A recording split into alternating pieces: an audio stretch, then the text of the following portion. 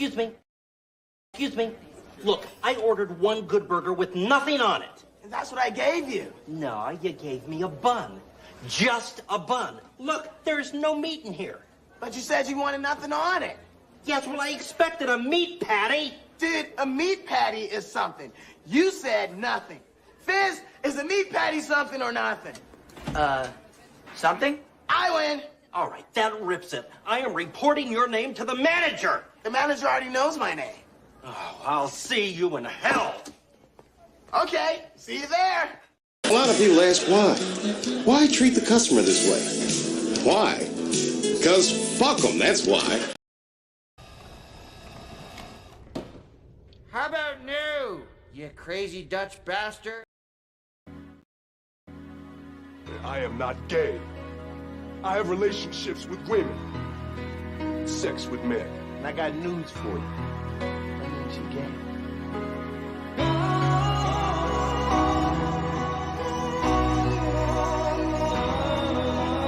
Give me the meat and give it to me raw. I don't remember asking you a goddamn thing. Morons! I'm surrounded by morons!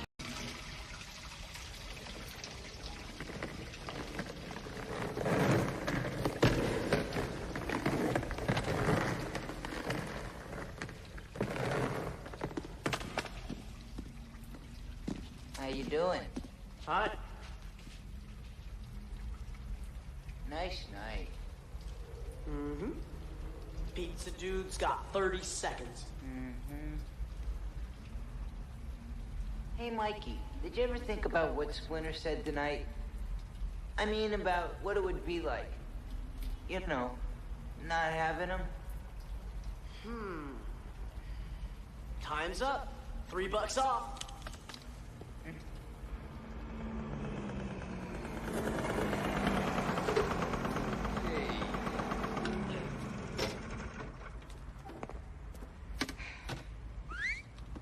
Yeah, 122, 122 and an 8. 122 and an 8. Terrific. Where the heck is 122 and an 8? You're standing on it, dude. Just slip it down here.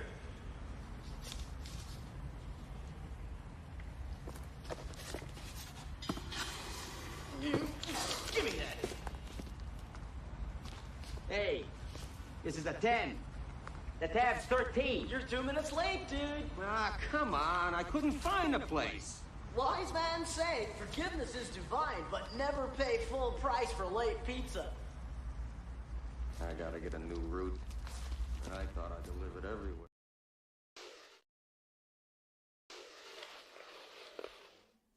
Sir? What? Are we being too literal?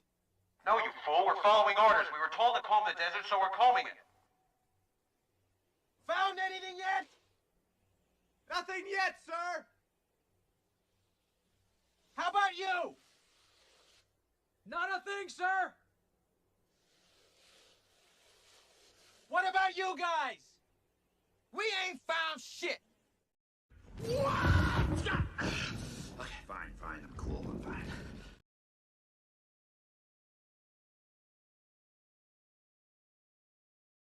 Who hired this crew? This is undoubtedly the seediest bunch of cutthroats, villains, and scoundrels I have ever seen, so who hired them?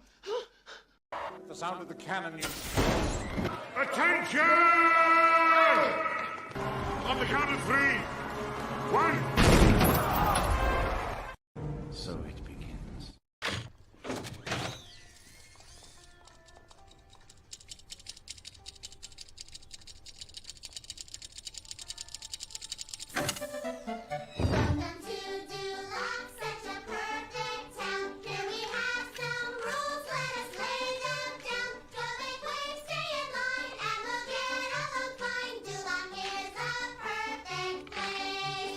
Please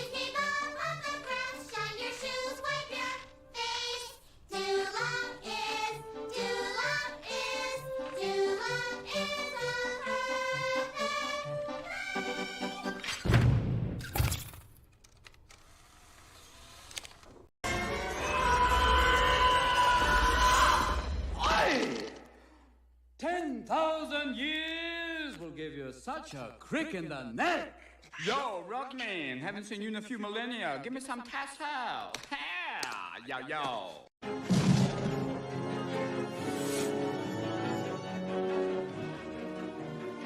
Beetlejuice. Beetlejuice.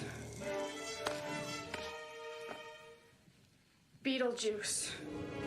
It's showtime.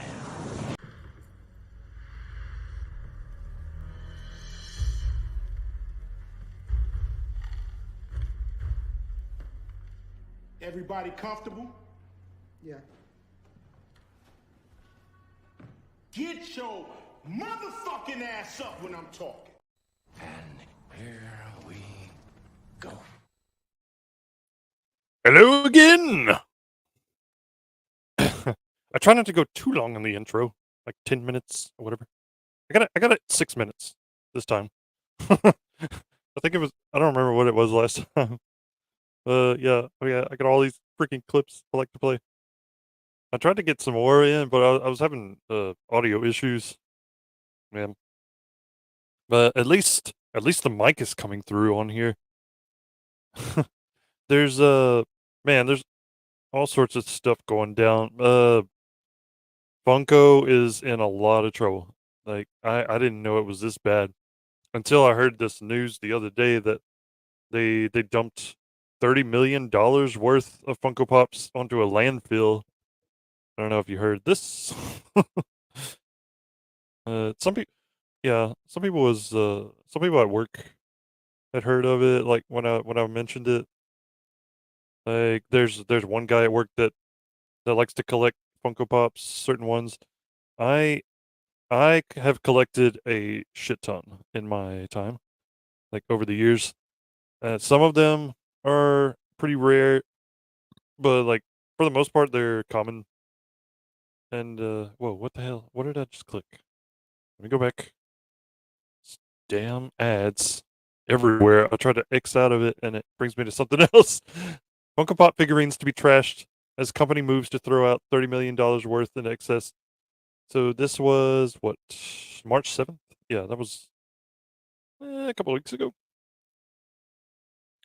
So they sent $30 million worth of the vinyl figurines to the trash. See, there are a number of reasons why this happens. They overproduce, for one thing. Like you got so many of these commons, they're more common than common.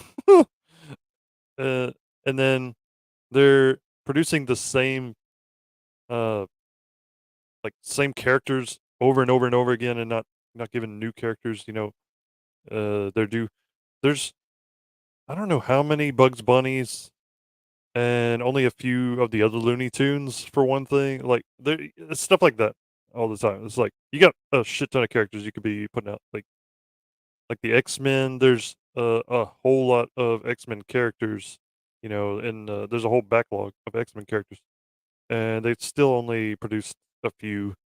Like I've seen Bishop and Rogue, and the main ones: Wolverine and Professor X, Magneto, Cyclops, and yeah, just the mainline ones. I've even seen Nightcrawler. But yeah, there's and then DC, they have a lot of DC characters that they've done, but it's a lot of variants, and then they like to mix and match characters. Like they have the Looney Tunes mismatched with DC, so they'll have like it was Lola Bunny as Wonder Woman, stuff like that. So I thought it was kind of ridiculous. Like they were going too ridiculous with it. So a lot of these just sit on the shelves now. We have a ton at Target where I work that are just sitting there. I mean, every once in a while I see somebody milling through them, but it's like it got with me. Like I wouldn't find any that I really wanted that like jumped out at me, because it's a lot of the same crap we're seeing, and then a lot of it's based off of crap shows, like shows that nobody gives a crap about. So, we'll see what this article says about it, though. I wonder if they try to like explain it away some other kind of way. The Washington-based company Funko, known for its toys depicting pop culture icons, cited ballooning inventory and limited warehouse capacity as the reasons behind the move last week in its fourth quarter earnings report. By the end of 2022, Funko's inventory totaled $246.4 million, up 48% from a year before. Funko intends to eliminate the excess toys in the first half of 2023 to reduce fulfillment costs by managing inventory levels to align with the operating capacity of our distribution center, the company said. The move could cost between $30 million and $36 million.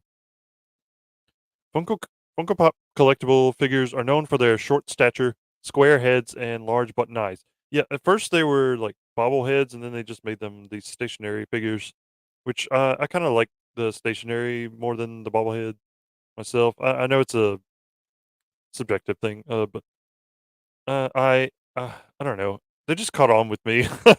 I liked having I like having little representations of characters that I like sitting on my shelf. If it's not full blown action figures, then I like just finding these Funko Pops and putting them on my shelf. I have a lot of Disney, and then a lot of DC, and then Star Wars. I had a shit ton of Star Wars that's sitting here. And then they made a few of like authors. There's Bram Stoker and Jane Austen, Edgar Allan Poe, Stephen King, well, I didn't get Dr. Seuss, but I know there's one. I haven't gotten it yet. And then more in the like icons line, like public figures. I even had one that was like Uncle Sam, and then yeah, just random stuff. There's a Weird Al Yankovic one I got. Yeah. So I got a lot of those. And then from other shows that I like Parks and Rec, I got Ron Swanson, and then there's even Sanford and Son ones, just of Fred and Lamont. And then, Jurassic Park, there's a lot of those. Ninja Turtles, I got a lot of those. So there's yeah, I got too much crap. So, yeah, come to find out, a lot of it is worth that, just crap. But, I don't really care though, because a lot of them I still like to look at, I like to have around because 'cause they're neat. I find them neat, even though they are just little pieces of plastic painted on. I don't care. Sales in Funko's core collectibles category fell 6.6% between 2021 and 2022. And the company's income fell 108% to $5.2 million in fiscal year 2022 compared to 2021, according to the earnings report. Yeah, nobody was going out and buying these anymore. I mean, people were just trying to save up money to get by during the pandemic. Like nobody, people weren't working. And now that they're back at work, though, they probably see no need to get these things anymore. Like the market is kind of saturated, and then yeah, they're just not worth that much. Uh, the a lot of them were inflated prices anyway, when you think about it. Like, there's a few rare ones that you'll still find on the market for, like, high price, like the Speedy Gonzales, for one, is sought after. I got that one. I'm not gonna disclose what I paid for it, but but, yeah, that one's always been high. And then, the other random like Chase variants and whatnot, and those Freddy Funko mishmashes, um, and metallic one. A lot of the metallic ones will be high priced. Still, the company reported a 37% growth in direct to consumer sales by the end of its fourth quarter. During the fourth quarter and in early 2023, we have made progress in addressing operational issues that impacted our results in the second half of 2022. We are gratified that the Funko brands continue to see strong consumer demand from our incredibly loyal and resilient global fan base. Yeah, a lot of people, if they want certain ones, they'll just buy directly from the site, from the Funko site. Or what I was doing was I was ordering from random people on Mercari or Amazon. Yeah, that was it for this article, though. Yeah, they didn't have any opinion, I guess, on what caused it. People just losing interest. Like they've collected all they want, and that's it. I mean, I'm kind of at that point. Like I've collected most of what I like am interested in, so there's not much more. Like if they come out with some more new, Looney Tunes characters, I probably get those. And like, trying to think what I'm missing. Really, I've gotten most of the Disney characters they've put out. Actually, uh, there's yeah, I don't know. The Pokemon, I started collecting those, but it's like there's only so many Pokemon I really care about, and the only ones I'm really familiar with are the original 151. So yeah, they need to. I don't think they even have like an Ash and Misty and Brock yet. You know, the human characters. I don't get that. See, Funko, I'm giving you ideas here. Are you listening? Do you want money? There's this little green stuff you can buy things with. Do you like that? Would you like some? Yeah, man. Let me see. We are going to. Let's see. Oh, this also happened. Funko. Yeah, let me share this. Share screen again. Share it. Funko lays off original Mondo employees. Mondo is a poster slash toy slash vinyl brand. Yeah, they were like their main competition, I believe. So yeah, they took them over and then they laid off a lot of their employees, ending an era. It's a sad day for fans of pop culture collectibles as Funko has let go of almost half of the 40 or so employees working for Mondo, the Austin, Texas-based collectible company famous for its alternative movie posters, collectible toys, vinyl music releases, and more. Originally part of the Alamo Drafthouse, Mondo was purchased by Funko in June 2022. At the time, its CEO, Andrew Perlmutter, told IO9, "Our goal is to build the Mondo brand. Our goal is not to turn Mondo into Funko." It's unclear what the goal is now, since among the people who've been let go are Mondo co-founders Mitch Putman and Rob Jones, as well as senior creative director Eric Garza. Together, they were primarily responsible for the company's poster output, which is expected to continue, just under different leadership. Mondo's toy and record divisions remained intact. IO9 reached out to Funko for comment, and after publication, a spokesperson confirmed the layoffs and planned continuation of the poster business. Ooh. Wait, see, look, they keep doing this. The Looney Tunes transform into Wizard of Oz to celebrate Warner Bros. 100th anniversary. Why not just, I don't know, make more Looney Tunes? Or more Wizard of Oz characters. I don't know. I think they have Dorothy, they have Toto, and then Cowardly Lion, the Tin Man, and Scarecrow. I don't think they have Glinda the Good. I don't think they have the Wicked Witch. It's like, come on, just release these characters, or the Wizard, even. You know, Oscar Diggs, release one of him. Ugh. Funko, I'm giving you ideas again. Do you want money? Would you like some?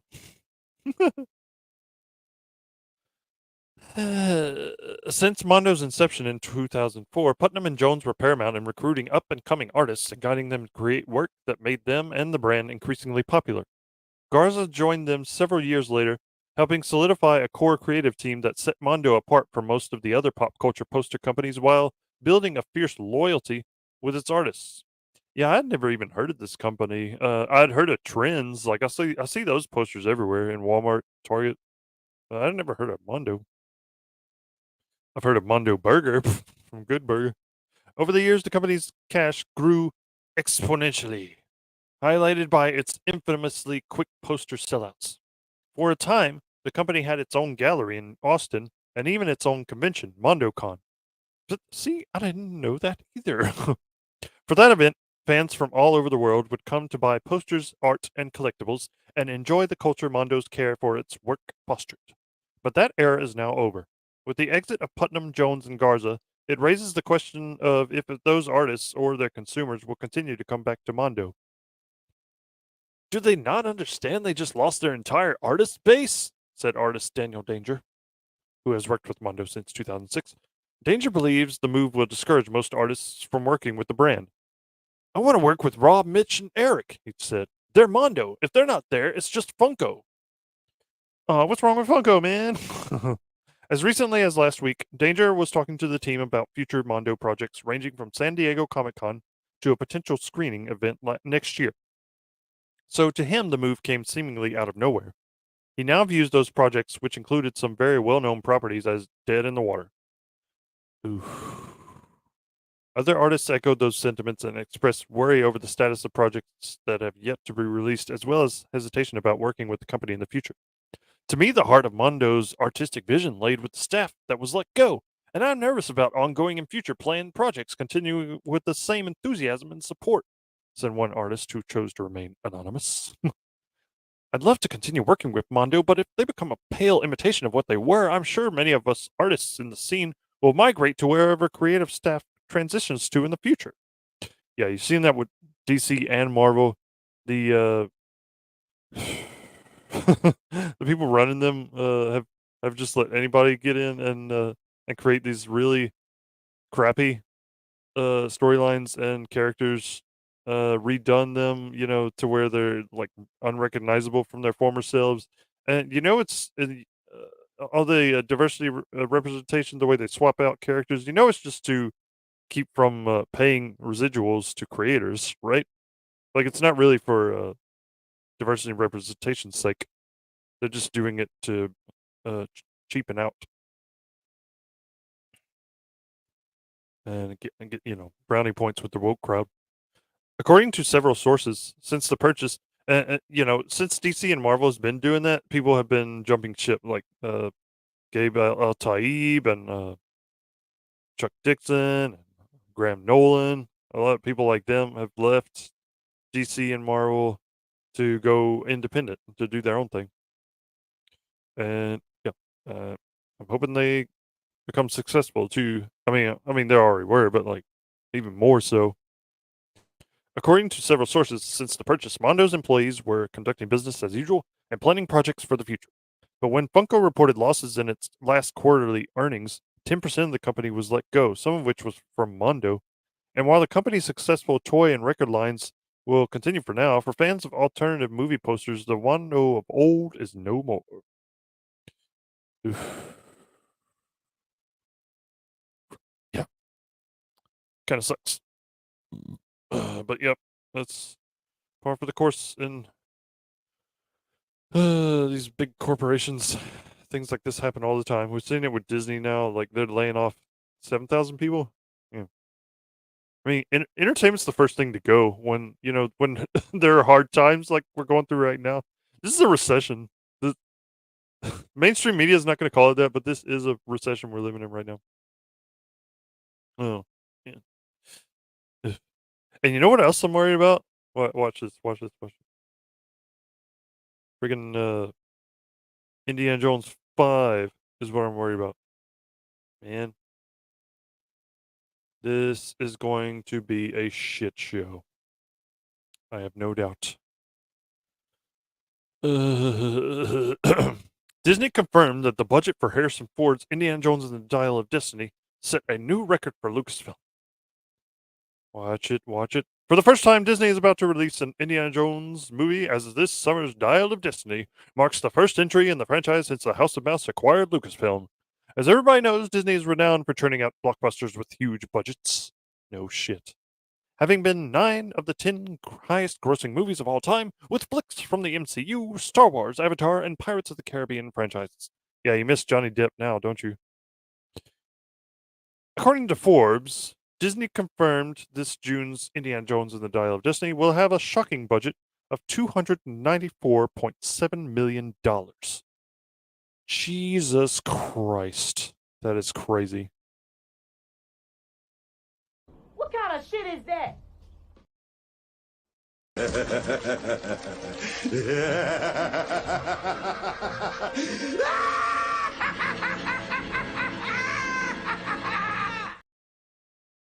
Yeah, that is nuts. Who the hell thought that was a good idea? It's all the de-aging they did and all the CGI because this guy's old. He's getting, I think he's close to 80 now, and they have him running around in this movie. In this movie, still, he's gonna be using a walker in the next one if they have another one. Unless he gets killed off, like that's the rumor that he gets killed off and replaced with the girl, Phoebe Waller-Bridge, aka Fleabag. Yeah, she plays his niece in the movie, which I really wish they had brought Short Round in instead. At least give some kind of last ride with them two together again. That would have been awesome. Like my favorite part of the Oscars was seeing Kiwi Kwan run up there and give Harrison Ford a hug when they got their Oscar for Everything Everywhere All at Once. That was awesome. Always loved seeing them together. The revelation regarding the adventure blockbuster makes Indiana Jones 5 the most expensive Lucasfilm movie ever and the 8th highest budget film of all time, surpassing Star Wars: The Rise of Skywalker and Solo: A Star Wars Story. Hashtag Solo lost money. The highest budgets in Lucasfilm's history can be seen below. Holy crapola. Yeah. I don't remember what Avatar's budget was, but I'm pretty sure it was like one of the Way of Water, $350 million. How did Pirates of the Caribbean on Stranger Tides get to 379 million? What was like half of that for Johnny Depp? Is that why they let him go? Really? Because they got tired of paying him? Probably. Yeah, I bet they didn't really give a crap who abused who. They just wanted to cheapen out. Disney is known for making movies on huge budgets, with immense amounts of money being dedicated to creating grand scale projects with major stars. But even for the House of Mouse, Indiana Jones 5's budget comes across as a massive gamble. Yeah, no shit, Sherlock. Looking at its highest investments, most have generally paid off by crossing or coming extremely close to $1 billion. In fact, the only one to truly flop came with Solo, told you, which struggled to succeed coming off The Last Jedi controversy with a measly $390.2 million. Yeah, it was too soon after The Last Jedi, and people were just soured on Star Wars, and they wanted to boycott it. And then nobody had asked for a Solo movie, especially after you killed him off in Force Awakens badly. As of now, I still liked the movie, but yeah, I could see why a lot of people did not turn out for it. Yeah. As of now, while the trailer for Dial of Destiny garnered positive reactions, the hype doesn't appear high for the sequel. Disney will need to up its marketing game in the coming months if it wants to see major returns on its record-breaking investment. This figure doesn't even include marketing, driving up the cost behind Indiana Jones 5 even higher. Yeah. What they report is usually the low ball number. It's usually at least 50 million more. With theaters taking around half of the ticket sales and likely another $100 million at least being shelled out for marketing, just how much does this movie need to make? Yeah, people are saying it needs to make close to $1 billion, which I don't think it's going to. Like people have been soured on Indiana Jones because of Kingdom of the Crystal Skull, which I didn't hate, but I could see why other people did. Well, from the sounds of it, to produce a reasonable profit, Indiana Jones 5 will need to fly well past the 800 million mark and close to $1 billion. Like I said, for context, the current highest grossing in the franchise stands as Kingdom of the Crystal Skull with 790 million worldwide. Yeah, because it had been so long since the last installment, people did not know what to expect. We just saw he was back, and we just got excited. So that's why everybody flocked out to see that. But now you've shown your hand, and Disney that does not have a good track record with going back to the well on the franchises or continuing things except for like Toy Story. But then even then, they kind of soured people with Toy Story 4. Like you should have just ended it at 3 because it ended perfectly. Toy Story 4 was totally unnecessary. But yeah, James Mangold is a good film director. I liked Logan, and I've heard that what is that? The racing movie with Christian Bale and frick, Ford versus Ferrari. Yeah, I've heard that's good. So I'm still kind of holding out hope that maybe could turn it around. He was kind of troll. I mean, he was kind of going off on Twitter for a while.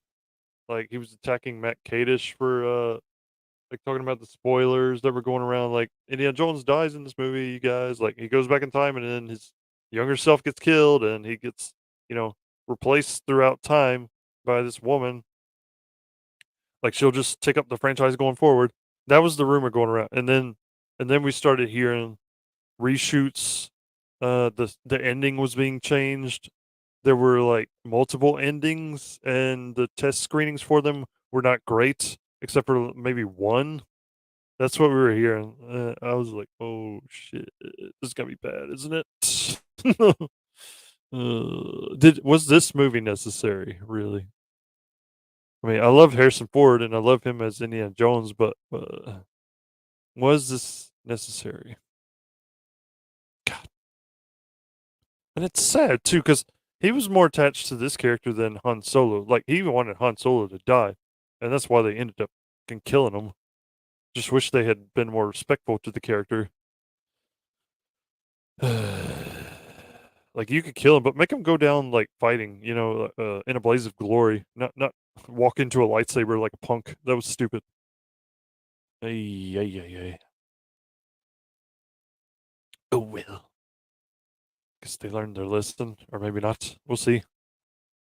Like they started seeing the response to people's, finding out. Oh, he's supposed to die in this. That is stupid as fuck. Okay, now Shazam 2. More on Shazam 2. This movie has just come out and bombed, like really badly bombed. It's only made 140 maybe? 100 yeah. Yeah, something like that. 140 at the most, like worldwide. So the lowest DC film that's come out, the lowest yeah, the one that's bombed the hardest basically. Yeah. Let me share.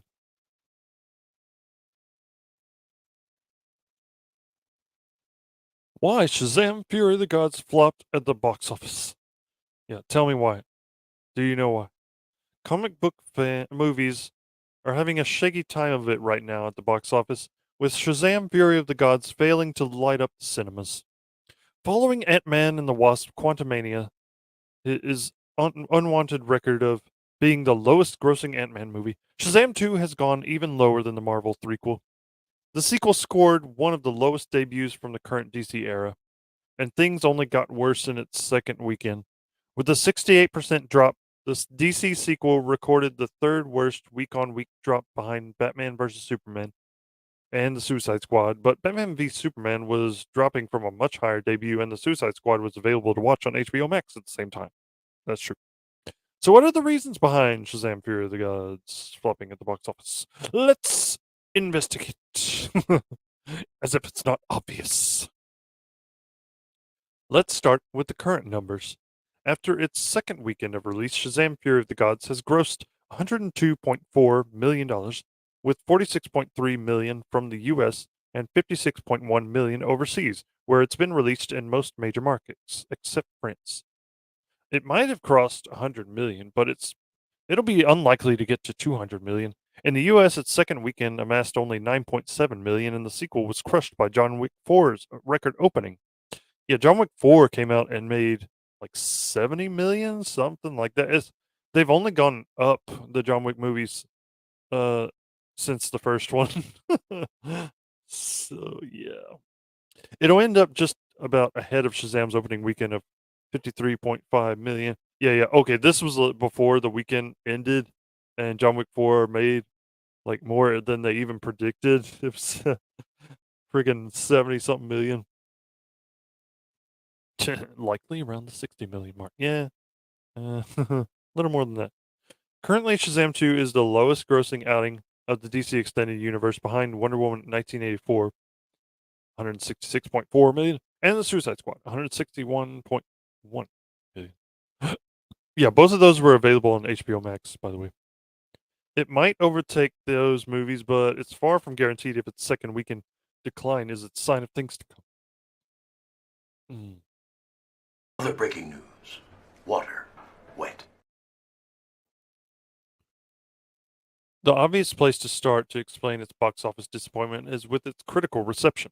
Where the first movie rode high with a 90% Rotten Tomatoes rating. Yeah, I loved that movie, the first one. I haven't seen the second one. I read all the spoilers because I saw no point in going to see this movie, even though I love Zachary Levi and I like the character and I like the first one. I wanted more with Mr. Mind and Dr. Savannah, but when I saw they weren't the main villains of this, I was like, whatever. And then I heard that there was an end credit scene with them. They were setting up another movie, but there's no point. James Gunn already announced that everything's getting rebooted. So what's the point? And I'm sure that's what turned a lot of people away from seeing this movie. I wonder if they're even going to address that in this article. We'll see. The sequel is languishing with a 51% on Rotten Tomatoes, although at least it can take comfort in knowing it's not the lowest. That's Suicide Squad. David Ayer's Suicide Squad, 26%. Cast members such as Rachel Ziegler and Zachary Levi, along with director David F. Sandberg, have been on a charm offensive, insisting it's actually a really good movie and pointing to the 87% audience score. Yeah, I'll show you the video of Zachary Levi. It's kind of sad, but I still like the guy. But yeah, it's sad when the actors have to go out there and say, please go see this movie, please. It's really good. Please go see it.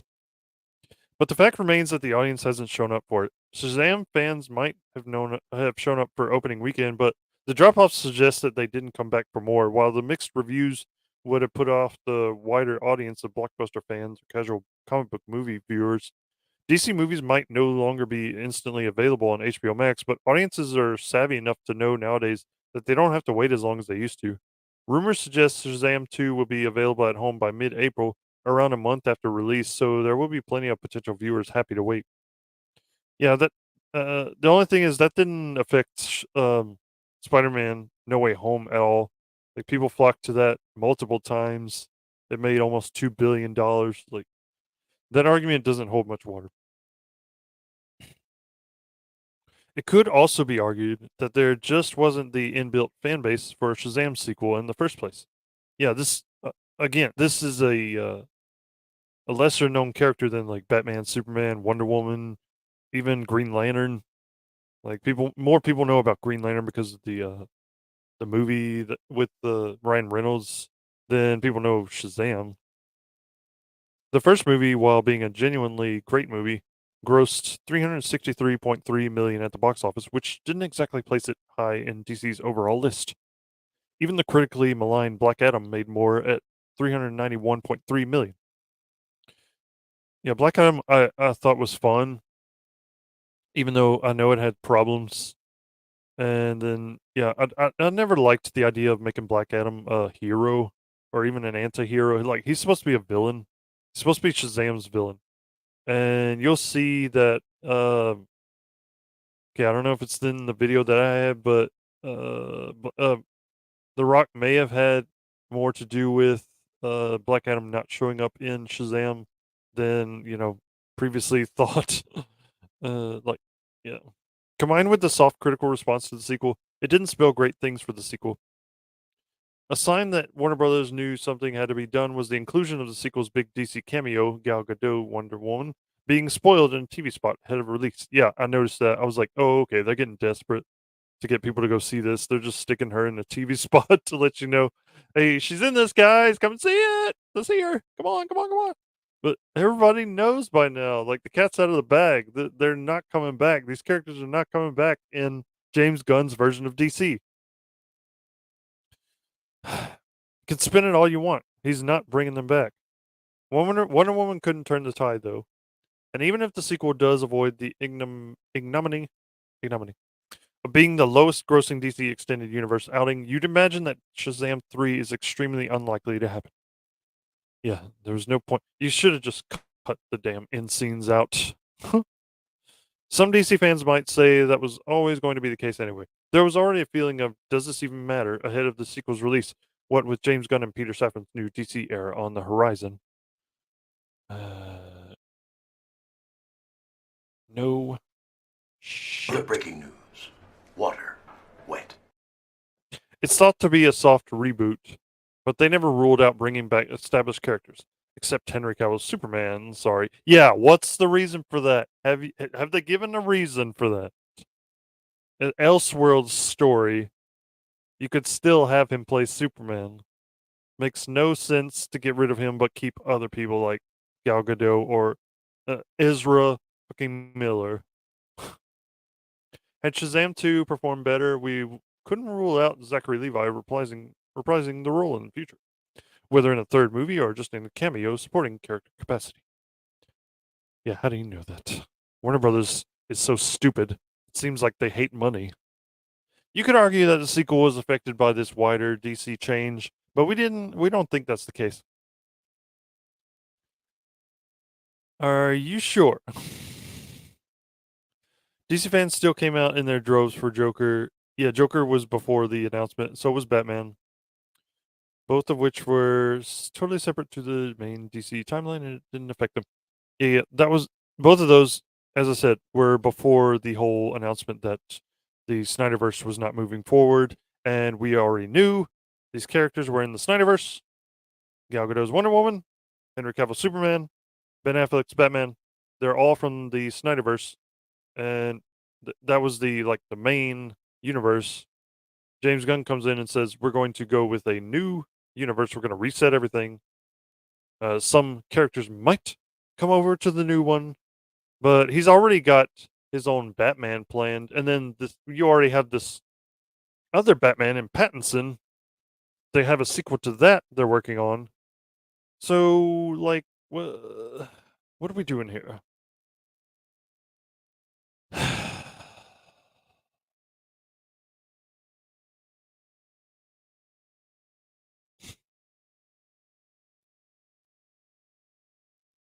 Also, Joker was an amazing movie. I can see why that made $1 billion.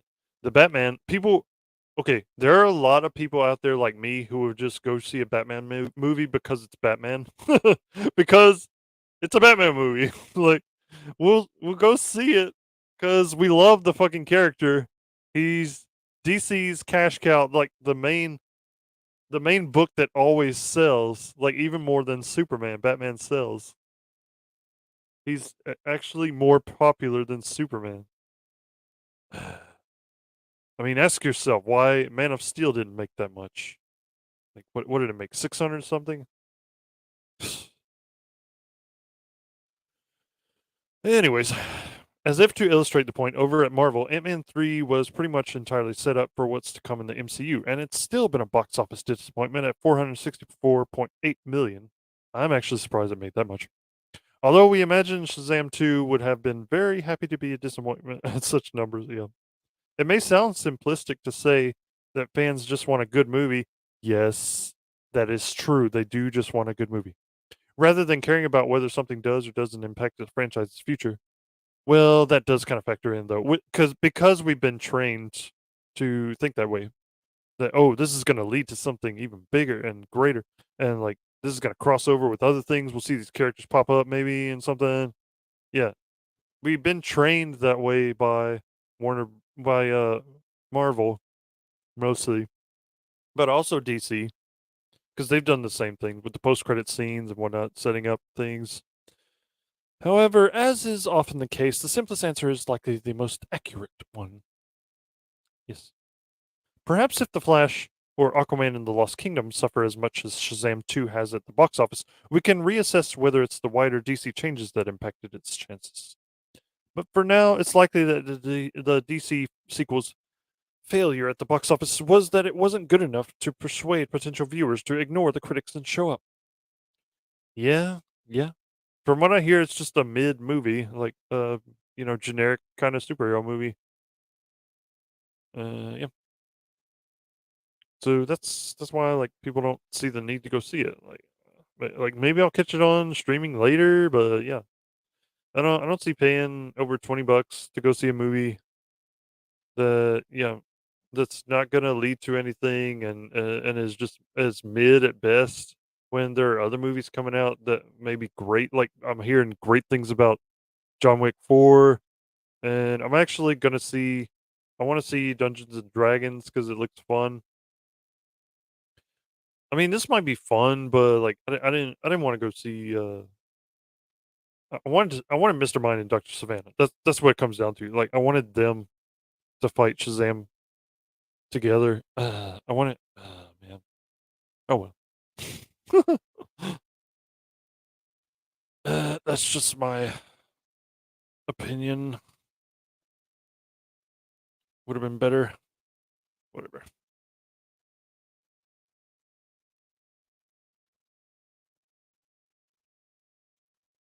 So yeah, so Zachary Levi put out this video. Wait, what? Crap. Trying to. Yeah, I was trying to start from the beginning. I don't know if the audio came through or not, but about to share it. Okay.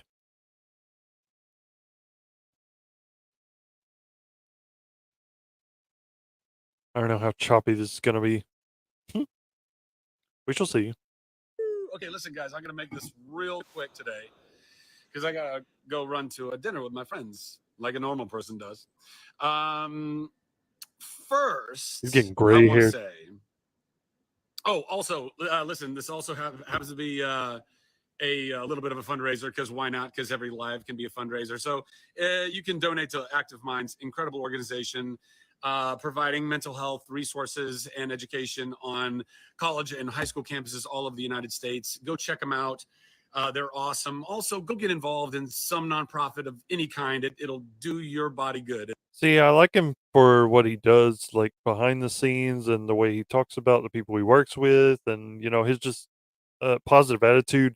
I watched an interview he did with Michael Rosenbaum on Rosenbaum's podcast Inside of You, and they got into like both of them dealing with depression in their life, and trying to stay positive.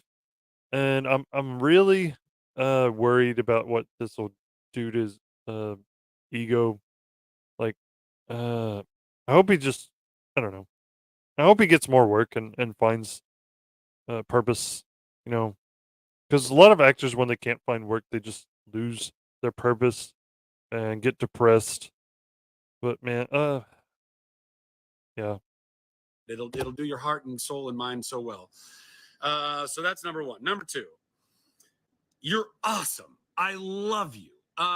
For all of you out there that have gone and supported, watched, some of you multiple times, twice, 3 times, 4 times, Shazam: Fury of the Gods. You guys have gone out, you have seen the movie, and you have loved the movie. My DMs are full of all of your love. It means the world to me. With all the crazy drama and nonsense that's going on in the world right now, in my world right now. Yeah, I want to see this movie. Just I there are other movies playing right now that I'd rather go and pay for. It's you got to be more discerning when it comes to going out and paying so much to see a movie nowadays, especially with inflation. So I know people will tell me like I'm part of the problem. Like I should have went out and supported this movie, for the actors that were involved. But it's like I can't go and see everything. Like I gotta be more discerning. I gotta be more picky. And and after reading the spoilers, I was just like, no, I'm out for now, at least. I see your love. I so appreciate it. You have no idea. So just know that I'm good. I'm doing okay. I mean, it's disappointing to not be doing as well as I think we should or deserve to be, because I really think we made a really great movie. But shit happens. I don't know. I'm trusting in Yeah, I feel like he got screwed, just like Henry Cavill got screwed by Warner Brothers. Like, they never should have announced that reboot before these movies came out. That was stupid. I don't know. Yeah, like I said, Warner Bros. Is the dumbest company on the face of the planet. Whoever thought that was a good idea should be fired. Should never work again in Hollywood because they're stupid as fuck. The bosses above me, that they're doing whatever they need to do to remedy the situation. Yeah, and I do think a situation that they caused. Yeah, they put him in this situation. Listen, there's plenty more time to go see this movie while it's still in theaters. And honestly, listen, if you haven't seen it, it is a fantastic, fun for the whole family movie. It's like Goonies, guys. Just like the first one, it's got the heart, the humor, the charm, the adventure, the spookiness, all that stuff. And it's a throwback to that. It feels like that kind of a movie. So I don't know how you're going to go to a movie like this and not feel joy or fun, like some people have said. I don't know how that's even possible, because literally that's what it all is. But I am not a huge fan of Goonies, but I get what he's going for. It's fun, it's adventurous. If it's anything like the first one, I'll probably enjoy it. But yeah, I'm just not wanting to spend my money on it right now. Go see it. I highly encourage you, honestly. Yeah, that's all I have to say about that. I'm so grateful for all of you. I'm so grateful for the love that you continue to pour out. And I see someone asking in the comments, like, will there be another Shazam movie? Like, he doesn't know. Maybe he was hoping for one if this had done well, but I feel like even if this had done well, they still would have scrapped it because Warner Bros. Is stupid. Like I said, they don't like money. And all the support that you continue to send my way, it means the world. So that's that. Now, just to address some of the tea that's been spilled and going on out there. So listen, I don't know if anybody watching right now are any Snyder fans or DC fans, people that are not fans of mine or on the fence or ambivalent. I don't know. But let me just tell you, I love you too. I have yet to meet a person who is not a fan of this guy. He's just a good guy. You can't help not liking him. If you don't want to go see our movie, you don't have to go see our movie. If you don't like me, that's okay. I like me. In fact, I love me. If you think I'm some big goofball and you don't want to go watch a comic book movie that has any kind of humor in it because you're more into like just straight up dark, hard action, whatever, I get it. You know what I mean? I'm not trying to force anybody to go do anything that they don't want to do. But let me just remind everyone where comics started. This guy in the comments said, "It's a bomb. Stop pretending it's not." There are multiple reasons why people didn't show up, and yeah, I mean, I'm sure he's aware of the announcement that was made. Like, that's a big part of why people didn't show up. It's particularly where Captain Marvel started. These were in comics that were geared toward younger people, that were geared toward the escapism and the fun and oftentimes the silliness and the goofiness and all of that stuff. And I think it's a real shame if somehow comic book movies have gotten to a place where they have to be nothing but serious and Yeah, what he said, that's got nothing to do with why people didn't show up. Like, I mean, Thor: Love and Thunder, I heard was like nothing but jokes. Like, people were getting tired of that, at least in the Thor series of movies. But with Shazam, at least it's expected. So yeah, that's really got nothing to do with it. The darkness of versus the humor. nothing but intense and nothing but dark, because that's a sad day, guys. I don't know what else to say about that. What else? Oh, King Bach, what's up, bro?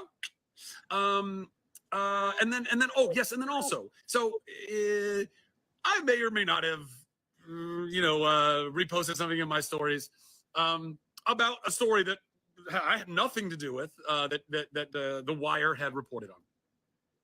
And then I got flack about it because people were saying, "Oh, what are you doing? You're trying to blame this guy because your movie's not." Oh, okay, yeah. He's talking about The Wire's story about The Rock possibly, interfering with oh, did that go through? Okay, let me try again. He's talking about The Wire's story about The Rock possibly having some more to do with, him Henry Cavill not being in the first Shazam, and then, Shazam not being in Black Adam and vice versa. Because the Rock just wanted to make it all about him and his fight with Superman. Like he wanted nothing to do with Shazam. When the Black Adam is Shazam's arch enemy, like in the comics. Like besides Savannah, he's his most well known villain. So yeah, I never liked the idea of making Black Adam a hero. Like not at all. Like this guy's always been a bad guy. But yeah, The Rock was having an ego trip power play to try and take over DC, and it failed when his movie bombed. Not doing well, like you're trying to blame us. Listen, I haven't blamed anybody. There's not one single person that I have blamed for anything with the way that our movie has performed. I legitimately haven't. And if you're listening to videos or watching videos of me or looking at things and you're getting that idea, you are being fooled. You are being brainwashed. You are looking at propaganda. Those are clips. Those are edited. Those are taken completely out of context. And so I just encourage you, if you're out there, if you're hearing this right now, or if you see, by the way, this will probably all get chopped up too. That is the irony. But I swear to you, I'm not blaming any of you. I'm really not. I have my thoughts about what's going on. But here's the thing. The reason I decided to share that was not because I want to blame anybody for anything.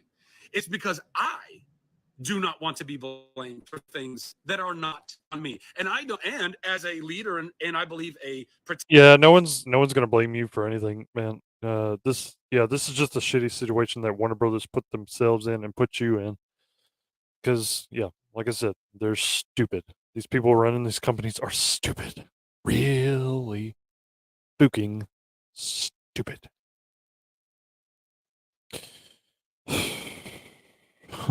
Protector of my family, my Shazamly, and everyone who worked so hard on these movies, and everybody who worked so hard at New Line and Warner Brothers and DC, the hard-working, wonderful people in these organizations, and everyone within the Shazam production. For years, we have been doing everything we can to fight for you, the fans. Yes, even all of you fans that don't like me, all of you fans who love Henry Cavill, we tried desperately. Man, we like you and Henry Cavill. To get Henry Cavill in the first movie. He wasn't a headless Superman because we wanted him to be a headless Superman. We were thwarted. All of these hardworking people were thwarted. We were not allowed to have that happen, okay? Yeah, I remember watching Shazam in the theater and seeing Superman, but not seeing Henry Cavill's face. I just thought that was like I don't know. I didn't think about it too much because I was like, "Oh, that's awesome." He just showed up. But yeah, but afterwards watching it, I'm like, "How come they couldn't get Henry?" I started to wonder, like, was there something like with his schedule he couldn't make it or something? But apparently, uh, according to him, like he's saying we were thwarted, like somebody didn't want Henry in the movie for some reason. Okay? That was not on us. That was not because we didn't want that to happen for you. Listen, guys, I am a comic nerd. I've been growing up with this stuff. I love all this stuff. I want to blow all of your minds with all the crossovers and all the goods. And trust me, it bummed me out greatly when we couldn't get Henry Cavill. I wanted him so bad in the first movie, and we couldn't get him. That was not because we didn't try. That was not because we chose not to have him there. That was not on us. Moreover, in this movie, people are slagging on James Gunn because Jennifer Holland, his wife, who is an actress, who's on a show, who's on Peacemaker and was in Suicide Squad, yes, but it's connected to the Justice Society. We used Jennifer and Steve in that scene, in the mid-credit scene in Shazam. If people were after James Gunn's wife, they need to stop. Like the general fan base doesn't blame her. They don't. They're just they just see the hypocrisy of James Gunn when he's saying like, okay, I'm gonna get rid of Henry Cavill, but like these other actors from the same universe, they'll carry over, like, but not him for some reason.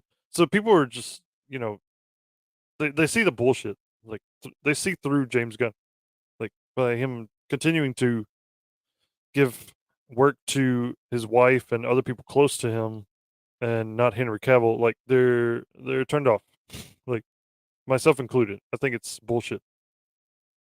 But that was not the original intent. The original intent was to have Hawkman and Cyclone be there to inviting me. By the way, this is a little bit of a spoiler alert for anybody who hasn't seen the movie. Sorry. Whatever. It's all online anyway. So Don't say that. Then they definitely won't go see it. Okay, whatever. our intent, our desire, Walter Hamada, Peter Safran, David Sandberg, myself, everybody, we had a awesome scene that would have tied me in to the JSA with Hawkman and with Cyclone, and we were thwarted. This is not me. I'm not talking about these things as I'm trying to blame anybody for. Okay, he's not saying who thwarted him, but okay, he said me. Wait, who did he say? Wait, let me go back. That scene and the mid-credit scene in Shazam. But that was not the original intent. The original intent was to have Hawkman and Cyclone be there to inviting me. By the way, this is a little bit of a spoiler alert for anybody who hasn't seen the movie. Sorry. Whatever. It's all online anyway. So our intent, our desire, Walter Hamada, Peter Safran, David Sandberg, myself. Okay, Walter Hamada, the previous CEO of Warner Brothers. It was his idea, and then so he's saying James Gunn maybe scrapped it because Peter Safran, that's James Gunn's partner now, co-CEO, had a hand in that scene he's talking about. So who thwarted them? I'd like to know. Everybody, we had a awesome scene that would have tied me in to the JSA with Hawkman and with Cyclone, and we were thwarted.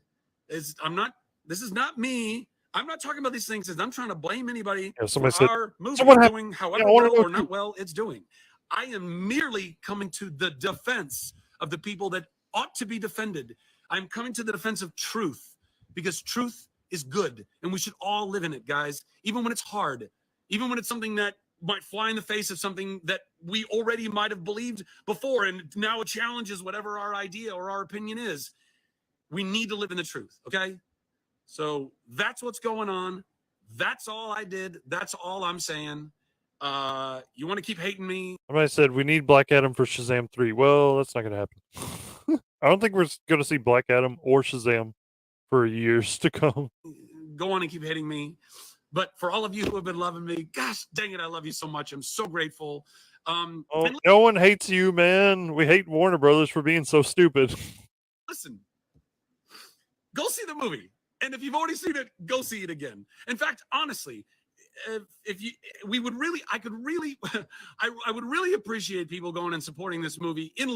I feel like a lot of people are just sitting it out because they hate Warner Brothers. Like I said, because Warner Brothers got rid of Henry Cavill, but they're keeping like other people that, like Ezra Miller. His movie's still coming out. Lieu of the fact that there are a lot of people that just don't know. Oh, not to mention Amber Turd is in Aquaman 2.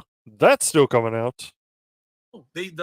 However it all sliced, there's a lot of people, I've been getting DMs, they didn't even know the movie was coming out, which is weird, because if you live in a place like LA or New York, you see billboards all over the place, but maybe they weren't everywhere. I don't know, but it's out, it's there. And this weekend, I think John Wick comes out. Listen, I love Keanu Reeves. If you want to go see John Wick, fucking go for it. I mean, I'm not going to tell you not to. But John Wick's not a family movie. So if you're looking for a movie for your family or your date or whatever, or you just don't want to get into like hardcore, pop, go see Shazam! Fury of the Gods.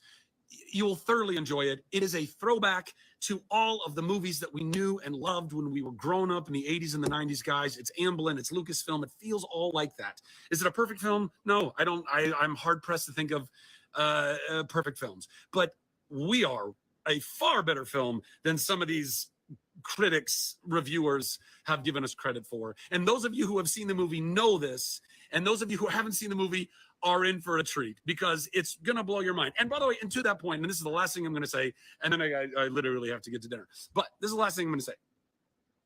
Right now on Rotten Tomatoes, which has become the new Siskel and Ebert of everything. Everything comes down to Rotten Tomatoes. Listen, I can't go back and convince any of the... Rotten Tomatoes is just an aggregate score. It really means nothing. I would instead just look at the individual reviews and see what they said, because a lot of times they'll give it a low score, but then they still give it high praise. It's a weird system. Then a lot of it's bots. Like you'll find that on a lot of things. We saw some shenanigans going on with Rotten Tomatoes just recently with like Rings of Power and things like that. She-Hulk. Reviewers or critics or whatever to go change their deal, or they're not going to add more. So that is what it is. But man, I would love our audience score to get so dang high that people are like, this doesn't make any sense, because it doesn't make any sense. It doesn't make any sense that we got shook down the way that we got shook down. It really doesn't. Again, all you haters out there are gonna be like, oh, your movie sucks, blah, blah, blah. It doesn't. It legitimately doesn't. In fact, if any of you actually saw the movie, which I'm sure that you haven't, you would recognize that it really doesn't suck. It's a really entertaining... Someone in the comments said Rotten Tomatoes is on Disney payroll anyway. I don't know how true that is. I know that Amazon owns IMDb though, so it's possible. Really fun movie. So for all of you out there who have seen the movie, or when you do see the movie, go to Rotten Tomatoes. Go tell them that you enjoyed it. If you did, and by the way, if you didn't, you can tell them that too. I'm not going to tell you to lie about it. But if you enjoyed it, go to Rotten Tomatoes. Go say, "Wow, this was so much fun." Yada yada yada. Give us that thing, because I want to show. I think this is be a really good opportunity, because we're not the first movie this has happened to, by the way. But I think this could be a really great opportunity. Somebody said I watched it 5 times already. Damn. Like, good on you, I guess. As long as you got nothing better to do. Opportunity to show Rotten Tomatoes and to show the industry and to kind of show the world that this isn't exactly the best way that we should be evaluating movies. This is not exactly the most accurate way that we should be doing this stuff, because already our audience score is so disproportionately better than what our review score is. So obviously some people got some shit wrong. You find that with a lot of genre movies. Critics typically don't like them. They don't like superhero movies typically, or fantasy in general. Yeah, it's always been that way. Disproportionate audience to critic scores. And that's all. I think that's all I got. I love you. I love you. Oh my gosh, we raised almost $500. Actually, I'm gonna stay until we raise $500. Come on. Okay, that's enough. That's enough. So, yeah, there was more to that story. Like, I think he did a video before that, talking more about The Rock. I didn't find that one. I'm sure it's on there somewhere, but yeah, and that's what got people talking. Like, oh, was The Rock the one that thwarted you? Like, was he the one that interfered?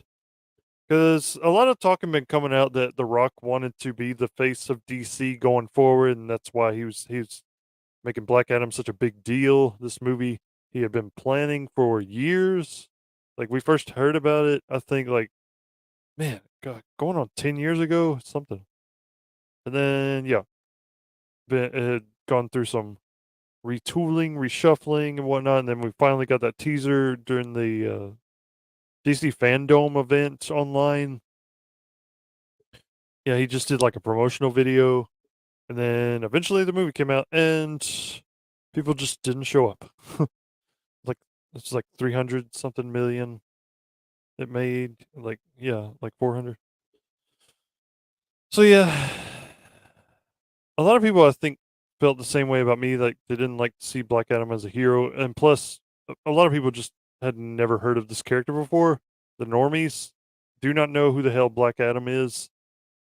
So I feel like they should have introduced him in a Shazam movie first. Like, that would have made more sense. But, you know, Warner Brothers being Warner Brothers, they made the stupid decision to just make his standalone movie when nobody knows who the hell he is, and it's got like little to do with the other movies. Yeah, you just have Waller in there from the other movies, but the rest is like mostly separate.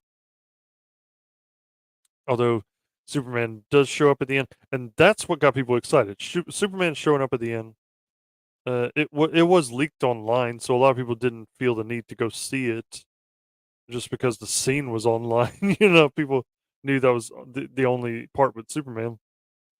And then, like a month or two later, then we were told Henry Cavill is not coming back as Superman. So it was like, okay, what the fuck? What's the point? Like, yeah, whatever momentum the movie might have had was stopped in its tracks. Because a lot of movies will keep playing for like 3 months if they're really successful. But The Rock isn't a box office draw, at least not anymore. Like, he might have been back in the day, somewhat, but even like, was Scorpion King that big of a hit? I mean, I know they made sequels, but like, it could have been because the budget was really small and it made, like 2-3 times the budget. That would warrant a sequel, I guess. But like his other movies, Skyscraper, did that do well? San Andreas. I know the was it Jumanji? Those movies did well, but mostly because the whole cast, the ensemble cast, like Jack Black is amazing in those movies, and Karen Gillan. Is it Gillan? Yeah, Karen Gillan. Yeah, the hot chick who plays Nova in is it Nova? Yeah, in Guardians of the Galaxy. Like, a lot of guys just showed up to see her. But those are fun movies though, like, and then yeah, you're riding the coattails of a property, pre-established property. But yeah, with Black Adam, hardly anybody had heard of him. Like, mostly just comic book nerds even knew who he was. Like, that's who shows up on opening weekends, and then the second weekend, that's when you get that big drop off. Because yeah, unless it's an amazing movie, it's not going to get a lot of return viewers. So, yeah, by all accounts, Shazam 2 is not an amazing movie. It's just a meh movie. Yeah, not really anything to write home about. So I kind of feel bad for Zach Levi because I like the guy, but yeah, people were not going to turn out in droves to see this just because, yeah, Shazam himself is not a huge box office draw, and also James Gunn and his announcement of the reboot that just put people off of these movies coming out, these movies that they already had planned, because they're not going to go anywhere after that. People will show up for the Flash for sure because of Michael Keaton's Batman, but I think that's about it. Like, and then the women might show up for Aquaman, except that they're on Johnny Depp's side now, so maybe not because of freaking Amber Heard. It's just a mess all around. Warner Bros. Has been a mess forever, and I don't know if they're ever going to turn it around. Who knows? Oh well. I find an upbeat, cheery way to end the stream, maybe, I guess. Yeah. Close it out with my Hard Knock Life clip. Yeah. Hi there. How you sleeping? Good? Gentlemen, listen up, y'all. Here's the new plan. You're gonna start a riot, and we're gonna walk out the front door. Hey, man. I know guys on crack that makes more sense than you. Really? Then let me put it to you this way, cuz.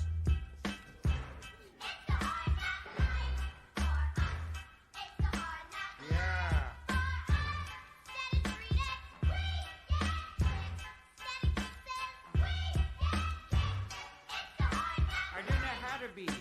on MTV. God only knows, got my mini-me in the GP, see how it goes. Evil's all that I see, and you ask me my name? G to the Rizzo, E to the Bizzo, I to the Lizzo. I'm a crazy you all knew that. Austin caught me in the first act, it's all backwards, what's with that? So I'll make a prophecy, from the dogs to the mini-me. Give me an Escalade or two-way bling-bling on eBay. Domino. Yeah. Stick that in your pipe and smoke it. Uh-huh. It's for all my homies in Bruges.